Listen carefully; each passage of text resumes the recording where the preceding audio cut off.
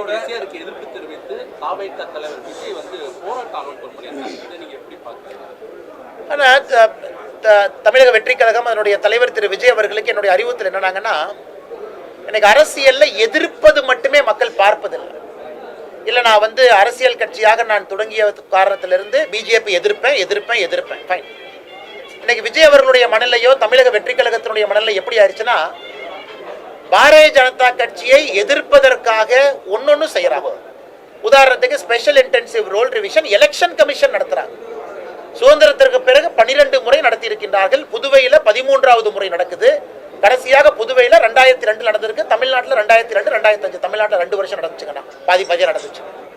விஜய் அவர்கள் தேர்தல் ஆணையம் நடத்தக்கூடிய ஒன்னையும் பிஜேபியோட லிங்க் பண்ணி அதை எதிர்க்கிறாங்க.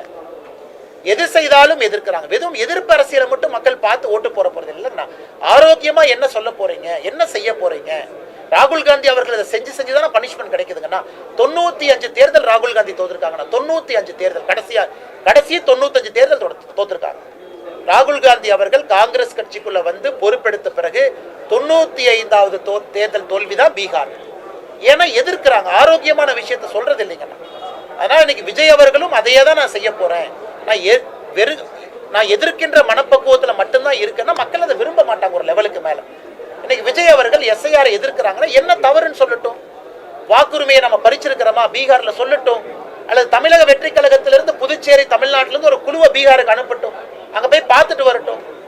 எதுவுமே நடந்திருக்காது. வெறும் எதிர்ப்பு என்று பேசினால் காங்கிரசுக்கு கிடைத்த அதே நிலைமை தான் மித்த கட்சிகளுக்கும் கிடைக்குங்கன்னா, அது 2026 தேர்தலில் பார்க்க போறீங்க.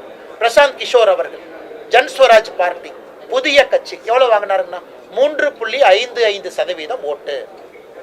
243 தொகுதியில 238 தொகுதியில் நின்னார். 238 மக்களுக்கு ஒரு ஆல்டர்னேட் வேண்டாம். எப்படி ஓட்டு போடுவாங்கன்னா, பிரசாந்த் கிஷோர் நல்லவரா இருக்கலாம், கெட்டவரா இருக்கலாம், நடுநிலைமையா, அதை பத்தி நான் கருத்து சொல்ல விரும்பலைங்கன்னா. மக்களுக்கு இன்னைக்கு ஆல்டர்னேட்டே வேண்டாம். ஆளுங்கட்சி நல்லா இருக்காங்க, நான் ஓட்டு போடணும்னு நினைத்த பிறகு களத்துக்கு பிரசாந்த் கிஷோர் போனாங்க. கிட்டத்தட்ட 200க்கும் மேற்பட்ட தொகுதியில் டெபாசிட் இழந்திருக்கிறாங்க. புது கட்சி, அதுக்கு தான் உதாரணமா சொல்றாங்க. 3.55% வாக்கு. அவரே தேர்தலில் நிக்கல. அதனால் எல்லோரும் யோசித்துக் கொள்ள வேண்டும். நான் கட்சி ஆரம்பிச்சுட்டங்கிறதுக்காக எதிர்த்தா அது சரியா இருக்குமா? ஆரோக்கியமா சொல்லுங்க. தவறு செஞ்சா சொல்லுங்க, நாங்க திருத்திக்கிறோம். தவறே செய்யாதப்ப ஏன் தவறு